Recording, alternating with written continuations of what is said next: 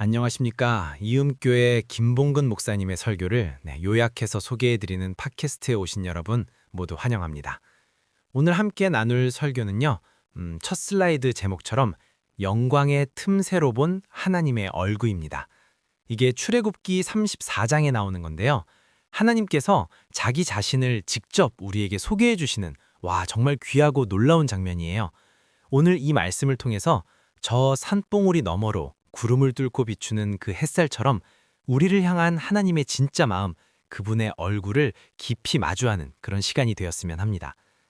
그런데 이 이야기가 사실은 어떤 영광의 순간이 아니고요. 이스라엘 역사상 가장 끔찍한 위기에서 시작돼요. 두 번째 슬라이드의 깨진 돌판 이미지, 바로 언약의 파귀, 금송아지 사건이죠.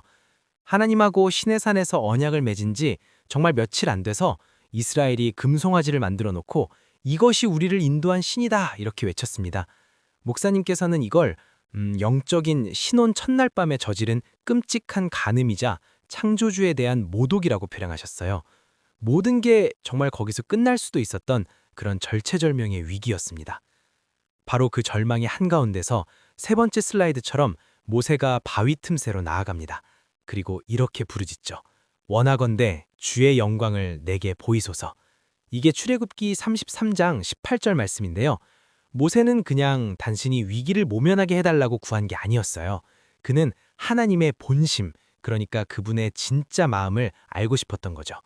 이 배신한 백성을 왜 당장 멸망시키지 않으시는지 그 인격적인 실체, 하나님의 얼굴을 보고 싶었던 겁니다. 근데 하나님의 응답이 정말 놀라웠습니다. 네 번째 슬라이드를 보면 여호와라, 여호와라. 하나님은 당신의 모습을 보여주시는 대신에 당신의 성품을 목소리로 선포하세요. 가장 먼저 이름을 두 번이나 반복하시면서 금송아지 사건에도 불구하고 나는 여전히 너희의 하나님이다. 나는 이 관계를 포기하지 않는다고 정말 강력하게 선언하시는 거죠. 그분은 스스로의 의지로 우리를 사랑하기로 결정하신 분이라는 거예요. 이어서 다섯 번째 슬라이드에서는요. 하나님의 어떤 모성애적인 사랑이 드러나요. 자비, 라훔과 은혜, 한눈. 자비를 뜻하는 히브리어 라훔이 이게 놀랍게도 여성의 자궁을 뜻하는 레헴에서 왔대요. 이건 어머니가 태아를 향해 느끼는 본능적이고 끊을 수 없는 사랑, 막 창자가 끊어질 듯한 그런 긍휼을 의미하는 거죠. 그리고 은혜는 아시겠지만 받을 자격이 없는 자에게 베푸시는 무조건적인 호의고요. 죄인을 만날 때 나타나는 하나님의 가장 아름다운 반응이라고 할 수 있습니다. 강조합니다. 여섯 번째 슬라이드는 언약적 사랑의 절정을 보여줍니다. 바로 인자와 진실. 인자, 즉 헤세드는 상대방이 신의를 저버려도 나는 약속을 지키겠다는 그런 헌신적인 신실한 사랑이고요.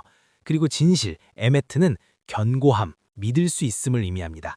슬라이드 이미지처럼 정말 영원히 변하지 않는 반석 같은 거죠. 하지만 일곱 번째 슬라이드는 우리에게 좀 신비한 질문을 던집니다. 바로 용서와 공의의 신비한 조화인데요. 출애굽기 34장 7절을 보면 인자를 천대까지 베풀며 악과 과실과 죄를 용서하리라. 그러나 벌을 면제하지는 아니하고 라고 말하거든요. 죄는 용서하시지만 벌은 면제하지 않으신다. 이 팽팽한 긴장감, 저울 이미지처럼 말이죠. 이게 구약 전체를 흐르는 아주 중요한 주제입니다. 그리고 여덟 번째 슬라이드. 하나님은 노하기를 더디하시는 분입니다.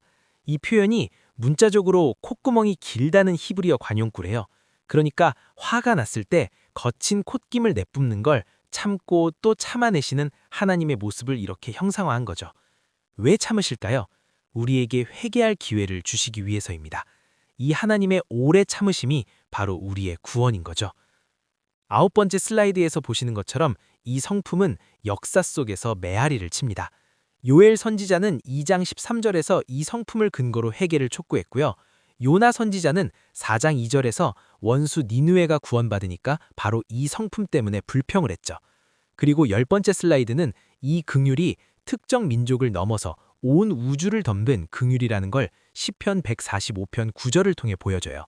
여호와께서는 모든 것을 선대하시며 그 지으신 모든 것에 긍휼을 베푸시도다. 그리고 마침내 11번째 슬라이드처럼 휘장이 열립니다. 말씀이 육신이 되어 마침내 드러난 하나님의 얼굴.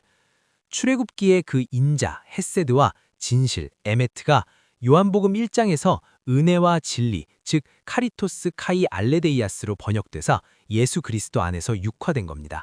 요한복음 1장 14절 말씀처럼요. 모세는 등을 보았지만 우리는 예수의 얼굴에서 하나님의 영광을 정면으로 봅니다. 그렇다면 그 신의 산의 딜레마는 어떻게 되었을까요? 12번째 슬라이드, 십자가, 공의와 자비의 완전한 만남입니다. 하나님은 죄를 용서하기 위해서 그 벌을 면제하지 않으시고 아들 예수 그리스도에게 모두 쏟아부으셨습니다. 바로 그 십자가에서 하나님의 완전한 공의는 만족되었고 그분의 완전한 자비는 완성된 것입니다. 13번째 슬라이드의 기도로 함께 마음을 모아보면 좋겠습니다. 자비롭고 은혜로우신 하나님 아버지, 예수 그리스도를 통해 당신의 얼굴을 보여주시니 감사합니다. 우리가 죄로 인해 넘어질 때마다 변함없는 사랑을 선포하신 주님의 음성을 기억하게 하소서. 우리도 세상 속에서 주님의 자비와 은혜를 비추는 작은 거울이 되게 하여 주시옵소서.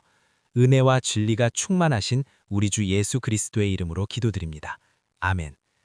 14번째 슬라이드는 이렇게 선포합니다. 폭풍 속 등대처럼 그 성품이 우리의 피난처입니다. 나는 자비롭고 은혜롭고 노하기를 더디하고 인자와 진실이 많은 하나님이라. 우리의 어떠함보다 크신 하나님의 헤세드가 천대까지 당신을 지키실 겁니다. 그래서 마지막 슬라이드는 우리에게 이렇게 묻고 있어요. 당신은 어떤 하나님을 바라보고 있습니까? 반복되는 실패와 죄책감 속에서 혹시 하나님이 나를 버렸다고 생각하십니까? 아닙니다. 우리의 구원은 우리의 자격 때문이 아니라 그분이 바로 그런 분이시기 때문입니다. 하나님은 우리를 향한 사랑과 약속, 그 인자와 진실을 결코 포기하지 않으십니다.